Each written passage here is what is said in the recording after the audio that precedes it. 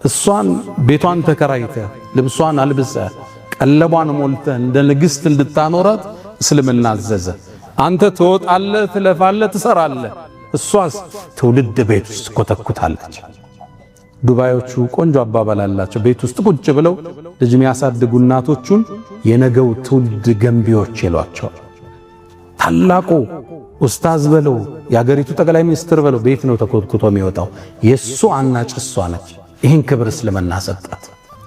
ቁርአን ውስጥ ሱረቱ ሪጃል ሚል አታገኙ፣ ሱረቱ ኒሳ ግን ታገኛላችሁ። በስማቸው ምዕራፍ ሰየመላቸው። የተለየን ክብር የሰጣት ዲን እስልምና። ሴትን ከፍ አረጋት፣ ሴትን ሸከፋት፣ ሴትን ጠበቃት፣ ሴትን አስዋባት፣ ሴትን ቁጥብ እንድትሆን አደረጋት።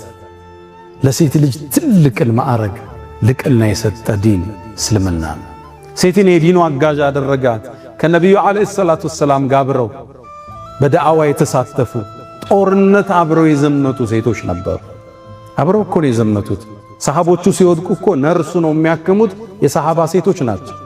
ጦርነቱ በጣም ሲብስ የሰው ቁጥር ሲያንስ ገብተው የሚጋፈጡት ሴቶች ናቸው። ልብ በል ጦርነት ነው፣ ሂጃብ ይገለጣል፣ ራቁት መሆን አለ። ይገባችኋል? ይሄን ተጋፍጠው ይሄን ዲን ከፍ ያረጉት የነብዩ ሰሃቢያቶች ሴቶች ነበሩ። እሁድ ጦርነት ላይ ኡሙ አማራ ትታወሳለች አይደል? ሰልፉ ተገለጠ፣ ሰሃባው ተበታተነ። ከነብዩ ስትከላከል የነበረችው ኡሙ አማራ ነች። ወደ ቀኝ ይዞራለሁ ይላሉ ነብዩ አለይሂ ሰላቱ ሰላም፣ እሷን እንጂ ሌላ ላይ። ወደ ግራ ስዞር እዚህ ተስፈንጠራ መጣ፣ እሷ ነው ያለችው። ከፊት ለፊቴ ሲመጣ ኡሙ አማራ ነች። የሚወረወረውን ቀስት በእጇ ተመልሰው ነበር። ተገረሙ ነብዩ አለይሂ ሰላቱ። ስትወረውር ቀስቷ አይስትም፣ ቀስት ከሌላ ተቀብለው ለሷ ይሰጧት ነበር። ጦርነቱ ሲያበቃ አስጠሯት። አንቲ ኡሙ አማራ ምትፈልጊኝ ጠይቂኝ አላት። ልብ በል ይሄ ጥየቃ ምትፈልገው ነገር የሚመለስበት ጥየቃ ነው። ዱንያን አልጠየቀችም። የአላህ መልእክተኛ ከእርሶ ጋር በጀነት ጎረቤት ልሆናለች። ሴቶች አሁን አዳራሽ ላይ ሴት በዛ ወንድ በዚህ ሲሆን የሚያወግዝ ዲኑ ያልገባው ወጣት ታገኛል። ሴቶች አዳራሽ ላይ አይደለም የጦርነት ሜዳ ላይ አብረው የተሳተፉበት ዲን ነው።